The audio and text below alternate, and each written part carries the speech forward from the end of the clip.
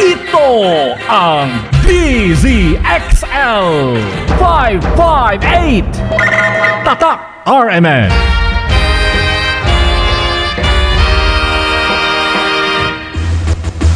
Narito na ang numero 1 pagbabalita sa radyo na araw-araw. Pinakikinggan sa Luzon, Visayas at Mindanao. KBP Golden Dove Best News Program.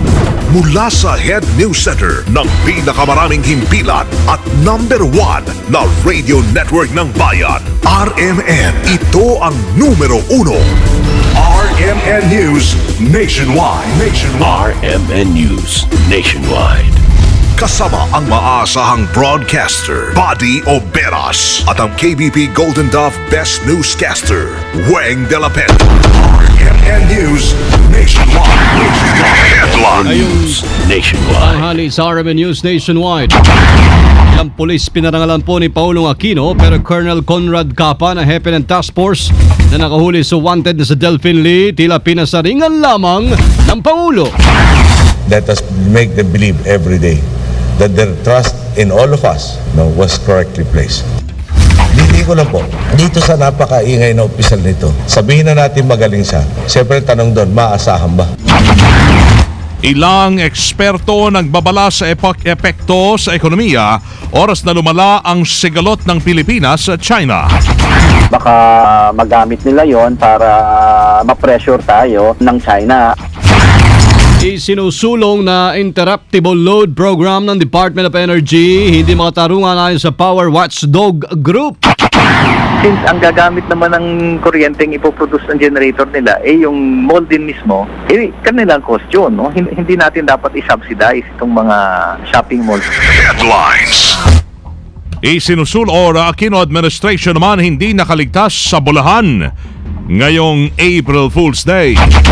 Balitang negosyo mga kasama, career counseling na Ilocos Norte Provincial Government dinagsa ng 4,000 high school students. Balitang world, military assets sa search operation sa missing Malaysia Airlines pinadadagdagan sa Amerika. Buong bansang isang boses ng balita. RMN News Nationwide. Pinakamalaking mga balita abot sa bawat Pilipino saan man sa bansa. RMN News Nationwide. Mabuhay Pilipinas, tanghali po na Martes, April 1, 2014. So, numero 1 RMN News Nationwide, ako si Buddy Oberas. At ako naman si Weng De La Pena. Tayo ay live na live sa DYRI 774 RMN Iloilo, DXIC 711 RMN Iligan, DYME 783 RMN Masbate, at sa DXRS 918 RMN Surigao. Live International via Ustream, search RMN Manila. Live din tayo sa WRMN New York, USA mga kasama. At sa lahat po natin mga number 1 AM station sa buong bayan. RMN. Hindi na nga binigyan ng parangal, pinasalingan pa ni Paulong Aquino si Conrad Capa, dating hepe ng Task Force Tugis. Yan ang nagmistulang highlight sa naging talumpati ni Pinoy kasabay ng paggagawad ng parangal sa mga pulis sa Campo Crame kaninang umaga. Nagpahayag po ang Pangulo sa naging reaksyon ni Capa kasunod ng kanyang nagpahaging ang Pangulo sa naging reaksyon ni Capa kasunod ng kanyang bagong assignment matapos mahuli si Delphine Lee. Ayusin natin ang sistema, pagkakataon tayo para mayroon naman tayong tinanim na pagdating ng panahon. Kaya sa pabayaan natin yung mali. Maling asal, maling palakad, hindi dapat natin itutuloy. Mali yung pagtatakbo natin ng kapwa natin. Hindi ko lang po, dito sa napakaingay na opisyal nito, sabihin na natin magaling siya. Siyempre tanong doon, maasahan ba? At ilang sagot na pangkaraniwan doon Maaasahan natin siya kung natutuwa siya. Kung hindi siya natutuwa, hindi na natin maasahan. Yung ba professional? Samantala, isa-isang pinapurihan ng Pangulo ang mga polis sa likod po ng pagtulong nung pagtama ni Yolanda at mga responde sa mga robbery incidents. Ginawaran din ng parangal ang mga polis na pagbigay ng magandang serbisyo sa paglaban sa ilegal na droga at paghuli sa mga pinaghanap na personalidad. Kinilala rin iba't iba pang polis na nagbigay po ng kanilang katangi-tanging serbisyo para labanan ay iba pang kalaban ng Estado. So mga kasama, 97 million Filipinos depend on you. Let us not make them feel this is a thought that had no basis in fact. Let us make them believe every day that their trust in all of us was correctly placed. Thank you. Good day. Nasa 37 pulis na nabigyan po ng parangal, kabilang na dyan si Deputy Director General Felipe L. Rojas Jr. na nakatanggap ng pinakamataas na award. Yan ay ang medalya ng pambihirang paglilingkod. Ang hindi pagkakasama ni Colonel Capa sa mga pinarangalan, ipinaliwanag ng PNP. Kasama natin sa Balita Live si Rhea Mamogay. RMN Report! Nagpaliwanag ang Philippine National Police ay hindi pagkakasama ni Senior Superintendent Corrad Capa sa mga nabigyan ng parangal na isinagawa nga dito sa Campo Crame at pinangunahan yan ni Pangulong Noynoy Aquino. Si Senior Superintendent Capa ay dating pinulungan ng Task Force Studies na nakaresto kay Delson Lee, Presidente ng Globe Asiatic Realty Holding Corporations. Ayon kay PNP spokesman, Chief Superintendent Ruben Tito Sindak, ang okasyong ito ay para lamang sa pagbibigay ng parangal sa mga ordinaryong pulis na nagpakita at ng katapangan at dedikasyon sa trabaho habang ginagampanan ng kanilang tungkulin sa tagumpay na naranasan sa Zamboanga crisis, lindol sa Bohol at pananalasa ng Bagyong Yolanda at matagumpay ding pagkakaaresto kay Lee. Sinabi pa ni Sindak na napasama lang ang dalawang opisyal na sila Police Director General Felipe Rojas Jr., Police Director Carmelo Balmoria dahil sa dami ng mga naging role ng mga ito noong kasagsagan pa ng pagbibigay ng ayuda sa mga residenteng naapektuhan ng kalamidad. Kanina 3 mga miyembro lang ng Task Force Tugis ang binigyang parangal dahil sa matagumpay na pagkakaaresto kay Delson Lee, pero hindi nga isinama dito si Capa dahil ito ay isang opisyal at marami anyang panahon na nakakasama ng opisyal si Pinoy kumpara sa mga ordinaryong pulis. Kasama mo sa Campo Crame, Rhea Mamogay, Tatak, RMN. Radyo mo nationwide. Marami pong maaring maging epekto sa ekonomiya ng Pilipinas kung lalala pa ang sigilot sa pagitan ng China. Matatandaan itong huli nagpahayag ang China ng kanilang extreme dissatisfaction makarang maghain ang Pilipinas sa reklamo sa United Nations Arbitration Tribunal hinggil sa namamagitang territorial issue sa West Philippine Sea. Muling iginit ng China na hindi nila ito kinikilala at hindi raw sila papanig o papatinag sa karapatang protektahan ng kanilang soberenya at territorial integrity. Ipinagtanggol naman gagad ni Pangulong Noynoy Aquino ang pagsusumiti ng written argument ng Department of Foreign Affairs at nilinaw na ito ay pinakamainam na paraan para maresolba ang issue sa China at hindi po layo na memorial na yan na hamunin ang nasabing bansa. Ayon kay Romel Banlawi, isang international security analyst, bagamat nasa tamang proseso ang bawat kilos na administrasyon, di pa rin daw may tatangging ang ekonomiya ng Pilipinas. Ang unang aaray sa oras na magpatuloy ang pagsalag nito sa gustuhan ng China. Gaya na lamang ng paglalaylay ng turismo, paglalagak ng negosyo ng mga Chinese sa bansa, pag-export ng mga agri-products, at ang pinambahang baka ipitin ng China mga Filipino-Chinese businessmen na namumuhunan sa China. Baka magamit nila yon para ma-pressure tayo ng China at ayaw natin mangyari yung pagkakataon na yon. Sa kabila po niyan, malaki pa rin ang dapat na ipagpasalamat ng gobyerno sa mga Phil-Chinese investors dahil may ito ang siyang namamagitan upang manatiling dikit ang relasyon ng dalawang nagigiriang bansa. Hindi maganda, hindi sila komportable sa sitwasyon na nagninegosyo sila doon pero ang pangit-pangit ng relasyon ng dalawang bansa kaya nagtatanong ang China, ano bang ginagawa nyo para mapabuti yung relasyon namin? Kaya nag-exert din ng efforts yung ating mga Filipino-Chinese businessmen na magkaroon ng different channels of communication para magkaroon ng mapayapang pag-uusap para ma-resolve yung alitan natin with China. Ang international security analyst Romel Banlawi sa interview ng RMN. Kinundenan ng dating kongresista ang isinusulong na Interruptible Load Program o yung ILP ng Department of Energy. Ang kay Teddy Casino, convener ng Power Watchdog, hindi makatwiran at talagang hindi patas ang panukalang programa ng DOE. Sa ilalim kasi nito, kapag umabot na sa mahabang brownout ang kakapusan ng power supply ngayong summer, ay babayaran daw ng gobyerno ang gagastusin ng malalaking shopping malls at ilang business establishments sa paggamit ng generators para lamang magtuloy-tuloy ang kuryente. Ibig sabihin, ang sinasabi ng DOE ngayon, sa darating na summer, magkukulang ang supply ng Meralco. Di natural, patatakbuhin ng malls yung kanilang generator. Bakit natin babayaran yun? Bakit sa atin ipapasa yung cost ng SM tsaka ng Robinsons? Okay. Kaya-kaya naman nilang saluhin yun at kaya-kaya ng kanilang mga customers yun.